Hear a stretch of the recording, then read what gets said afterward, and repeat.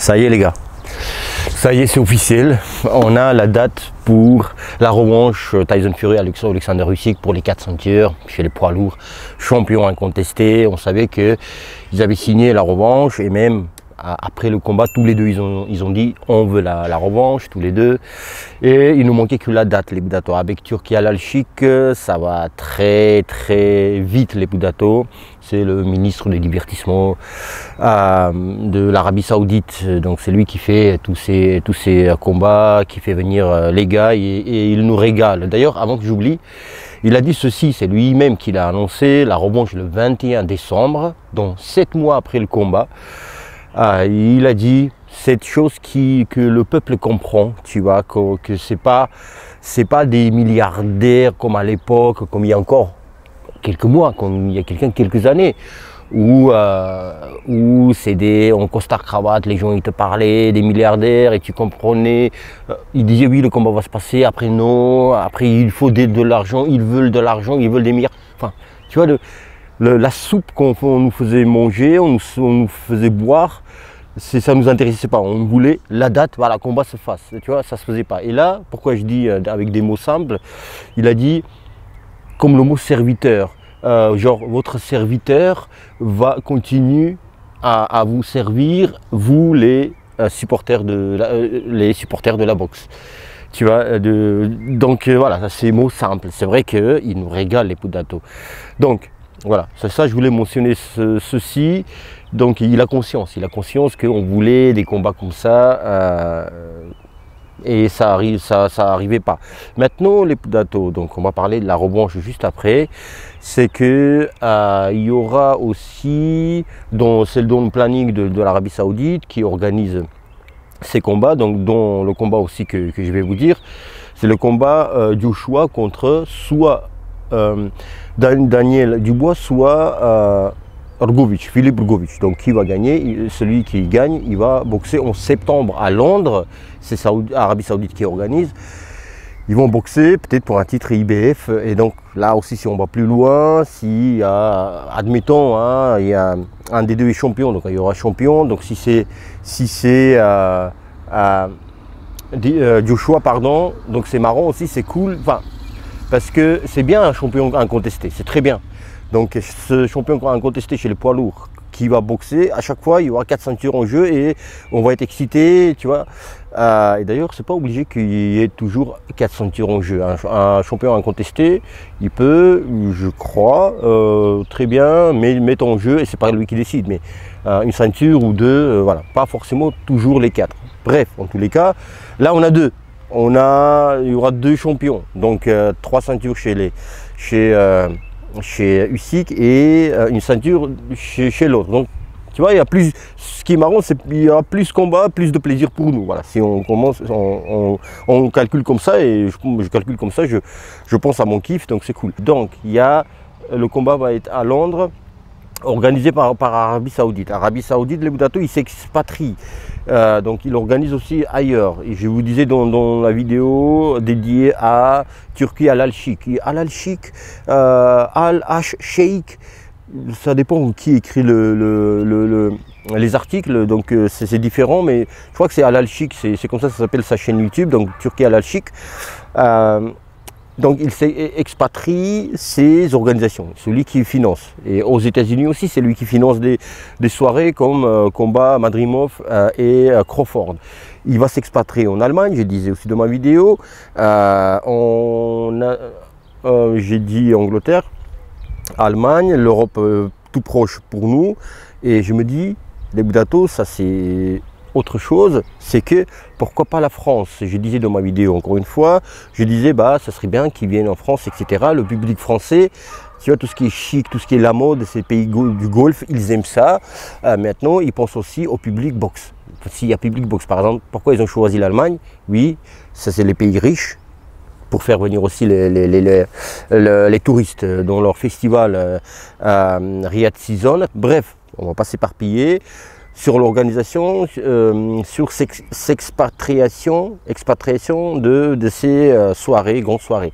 Et je me dis pourquoi pas la France. Maintenant les Boudato, souvenons-nous, quand il y a MMA, quand il y a UFC est arrivé à Paris, en France, Et c'est pas arrivé comme ça les pots de gâteau. C'est pas comme ça que le Bruce Willis de l'UFC, là, le directeur, président, je sais plus, le propriétaire de tous les combattants, donc il n'a pas décidé comme ça, allez on va là-bas, on va à Paris. C'est parce que les Parisiens, les Français, les hommes et femmes qui s'occupent de l'UFC, les fédérations, des têtes fortes, bah, ils ont contacté, aussi Dana White, ils ont contacté, il y a eu un échange, tu vois, voilà, si vous venez ici, il y aura un plus pour vous parce que là, il y a ici un public aussi UFC, etc., ils sont venus aussi pour ça. Et maintenant, il faut un contact avec l'Arabie Saoudite, de la part de Paris. Maintenant, voilà, je ne sais pas. Est-ce qu'ils ont ces idées où ils disent bah, ça ne sert à rien, il n'y a pas de public boxe en France, si il y a un public, et surtout que ces combats-là, si des poids lourds, des gros combats, c'est même pas, il faut limite pas être fan de boxe, fan hardcore, c'est les événements rockstar. Tu vois, tout le monde sera au courant, donc tout le monde va faire des vidéos, tout le monde va faire des promotions de ces soirées. Il y a aussi d'un autre côté, ils ont un peu rien à foutre parce que s'ils font ça, c'est Turki Al-Hachik, il aime la boxe, mais aussi pour faire venir les touristes et pour, tu vois, pour faire connaître l'Arabie Saoudite et Riyadh Season Festival. Et ben, si les gens d'un autre côté ils viennent pas dans les soirées, dans leur gala en France, ils vont pas venir, ils vont pas acheter les par view, donc comment ils vont faire connaître Riyadh Season, le festival, pour faire venir, c'est de décembre à mars, un truc comme ça, novembre, mars. Donc il y a ça, il y a tout un business aussi, ils pensent business les Budato, voilà, c'est parce qu'ils font pas ces soirées-là juste pour le kiff et pour perdre de l'argent. C'est normal, c'est business, voilà, c'est donnant. Donc il y a ça. En Allemagne, encore une fois, il y a un public boxe. Vraiment, il y a des Klitschko, parce que aussi il y a beaucoup de ressortissants de l'Union soviétique. Tu as beaucoup d'Ukrainiens et ça c'est depuis des années 90. Hein. Et beaucoup d'Ukrainiens, de Kazakhstanais, de tout, Géorgiens, Russes. Je crois que de ces pays soviétiques, pour vous dire, il faut voir bien sûr les stats exactes, mais genre 20-30%, c'est énorme. Hein. Chaque troisième personne ou cinquième personne ou quatrième va savoir parler russe. Donc pourquoi je dis ça, l'allemand de souche, si vous voulez, il peut aimer aussi la boxe, mais l'Union soviétique, il y a vraiment connaissance de boxe et amour de la boxe, vraiment. C'est dû à ça, et aussi Klitschko, les frères Klitschko qui boxaient en Allemagne. Je ne vais pas vous faire l'histoire de ça, je dévie un petit peu, mais je développe pour qu'on comprenne le business aussi de Turki Al-Hachik, de l'Arabie Saoudite, pourquoi l'Allemagne et pourquoi pas Paris, pourquoi pas la France. Mais maintenant, l'Arabie Saoudite et Riyadh Season, ils n'ont pas le droit de débarquer comme ça et organiser en France. Il faut un accord de la France. Voilà, ouais, maintenant, est-ce que l'Arabie Saoudite paye ses soirées, genre tout, il couvre tout, ou la France doit, tu vois, aura à charge, par exemple, louer et payer à Bercy, par exemple. Ça va être pour côté français, ou la sécurité côté français, parce que Turki Al-Hachik, déjà il paye les boxeurs, les déplacements, le logement, et ce que côté français ils vont dire oui, on va payer, tu vois, c'est rien, hein, c'est sécurité et tout ça, mais on parle des millions, hein, pour Turki Al-Hachik. Mais est-ce que ça va chipoter pour ça?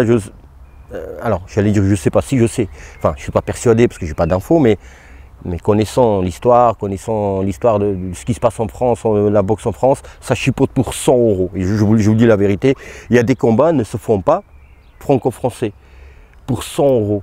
Parce que, voilà, tu vois, voilà, le boxeur il veut 100 € de plus, bah, le combat est annulé. Il ne paye pas. Ou le gars il accepte le prix qu'ils ont donné, tu vois, genre 600 €, 800 €, 1000 €, tu vois. Voilà, pour 100, 200 €, même 200 c'est trop, 100 € les combats ne se font pas. Bon, c'est pour ça que je dis que est-ce qu'ils vont prendre en charge ce qu'il faut prendre en charge. Ou Turki Al-Hachik paye tout tout, voilà. Voilà. Dans ce cas-là, ils vont peut-être dire oui, mais les Budato, voilà. Pourquoi je dis ça? Parce que j'aimerais aussi que ça vienne en France, et quand il a annoncé ça, qu'il va expatrier ses soirées, il n'a pas prononcé la France, je crois, ou il a dit peut-être dans le futur. Je ne pense pas qu'il ait dit ça, je ne me souviens plus. Donc les Budato, j'ai beaucoup parlé de ça, de Turki Al-Alchik et ses soirées, et peut parler de Fury Usyk, la revanche. Fury Usyk, la revanche, les Budato, on ne va pas trop aller dans les détails, je voulais vous donner cette info-là. Franchement, si on parle des chances comme ça, tu vois, juste comme ça, on va effroler les chances de Fury. Bien sûr, Fury, il faut qu'il change des choses, c'est ça la revanche aussi. Il faut qu'il change des choses, notamment conditions physiques. Je parlais de ça, conditions physiques. Conditions physiques doivent être meilleures. Et tu vois, et vu qu'on a vu un petit peu, mais beaucoup, Usyk dans des situations, dans ce combat contre Fury, dans les moments où il était inconfortable, il prenait des coups, les uppercuts, des coups forts, et il était sorti de son confort, mais à 100%. Et on a vu, ça c'est les meilleurs combats pour analyser comment on peut te battre. Tu vois, c'est encore une fois sur le papier, il faut refaire. Mais c'est ce combat-là que tu vas regarder contre Fury, qu'est-ce que Fury faisait pour un peu déstabiliser Usyk. Donc, c'était un combat où Fury, il était bien, jusqu'à la 9e reprise, il était très bien. Comment faire pour continuer, tu vois, ce qu'il faisait dans les premières parties du combat, comment faire pour continuer cela. Mais j'ai des idées les Budato, mais je ne veux pas développer ici pour ne pas me répéter pour d'autres vidéos. Voilà, il y a encore dans 7 mois le combat va arriver. Autre chose, Fury, il est très bon quand il est challenger, quand limite on ne croit pas en lui, parce que c'est quelqu'un et créer une surprise. C'est quelqu'un en fait qui aime être aimé, c'est pour ça il fait le show, pour que les gens ils rigolent, tu vois, ça c'est dû aussi à ça. Il aime ça, donc il est encore plus fort, il peut avoir encore plus de chances que dans le premier combat, parce que dans le premier combat non, tous les deux étaient champions, mais en tous les cas, là il aura plus de ceinture et il sera challenger et il adore ça. Voilà, je me répète, les poteaux de Dato, dites-moi ce que vous pensez de tout cela. Je ne vais même pas vous poser la question, est-ce que vous êtes hypé? Bien sûr que tous vous êtes et toutes hypés pour ce combat.